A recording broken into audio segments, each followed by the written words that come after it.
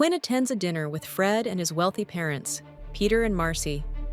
Despite initial tension and a fabricated engagement, the evening progresses pleasantly. Quinn enjoys the company and envisions a happy future for her children with Fred's family. However, as they leave, Quinn collapses unexpectedly. Fred stands there shocked and helpless. Will he be able to help her? What happened to Quinn? Did she faint? Is she experiencing a medical emergency? How will Fred react to Quinn's sudden collapse? Will this incident further complicate their already strained relationship? Will this incident reveal any hidden truths about Quinn's health or past? "Where am I? What happened?" asked Quinn as she awakened in a luxurious bed, one that certainly wasn't her own. "You collapsed," explained Fred, the powerful CEO she was now pretending to be engaged to. Quinn looked blankly around the room, still not quite understanding where she was. "I brought you to a hotel," Fred explained. "I didn't want the children or our staff, or anyone at the hospital to know that this had happened, in case it would get you in trouble or cause a fuss over what's probably nothing." "Yeah, I have certainly been under a lot of stress these last few weeks," she said. Quinn nodded, smiled, and thanked Fred as she moved to get up and draw open the curtains to fill the room with light. "You landed in a puddle when you fell," said Fred. "I had to take your suit off and send it to the 24-hour cleaners so that you would have something to wear back home. I only helped you into bed. I didn't look or anything." Fred looked away, blushing. "Something wrong?" asked Fred, breaking Quinn's reverie. "Oh, I was just wondering about the children," Quinn replied with a white lie. "I was just thinking that Sammy and Denny must have been worried when I didn't come home last night." "Don't worry," he responded in a calming tone. "I called Nora and told her."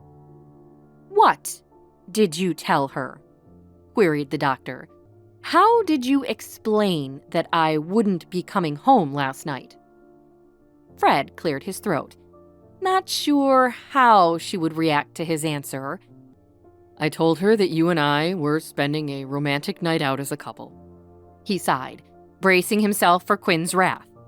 Her eyes narrowed and seared into Fred. "What?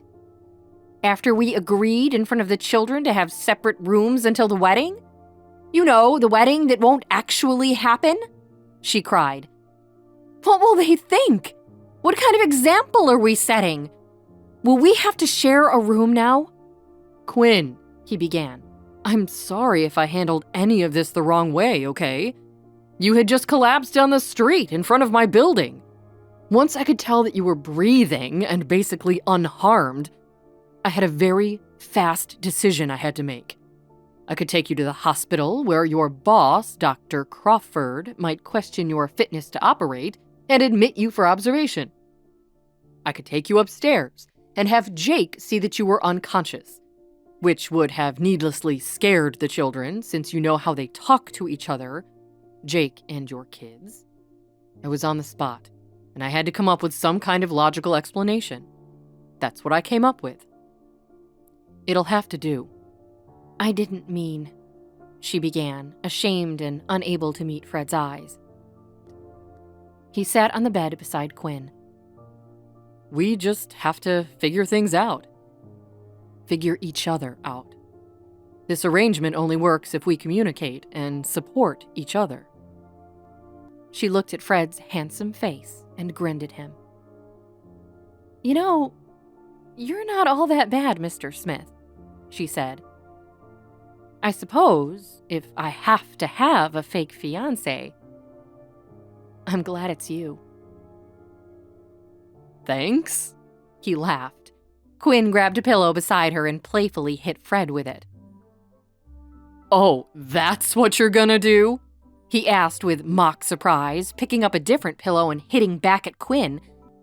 But just then, Quinn's cell phone on the nightstand began to ring. Quinn could see that the incoming video call was from her daughter, Sammy. Unfortunately, at the moment, Quinn also forgot that she was in such a compromising position.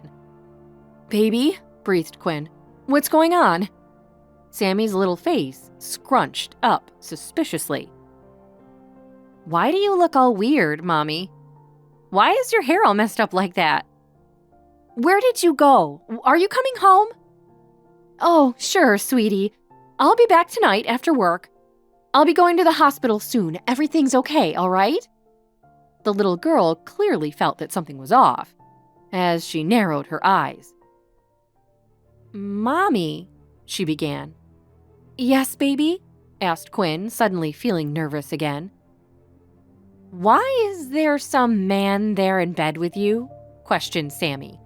Fred, thinking it would help the child to see a friendly and reassuring face, seized the moment and leaned into the frame, to Quinn's utter surprise.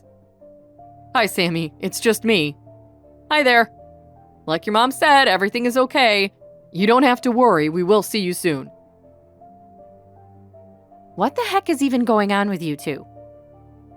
Fred and Quinn paused, caught by her 6-year-old daughter in an intimate moment. How would they respond? Quinn and Fred are caught completely off guard by Sammy's unexpected video call, their intimate moment abruptly interrupted. Sammy, with the uncanny intuition of a child, senses something is amiss, her questions leaving them scrambling for an explanation. Fred, in a moment of impulsive reassurance, leans into the frame, a move that leaves Quinn speechless. How will Quinn and Fred explain this bizarre situation to Sammy? Will they be able to maintain the charade of their fake engagement in the face of Sammy's growing suspicions? How will this unexpected intrusion affect their already complicated relationship? Hey, I'm Jenny. If you're wondering what happens next, download the Pocket FM app now and listen to the exciting episodes of A Mother's Battle.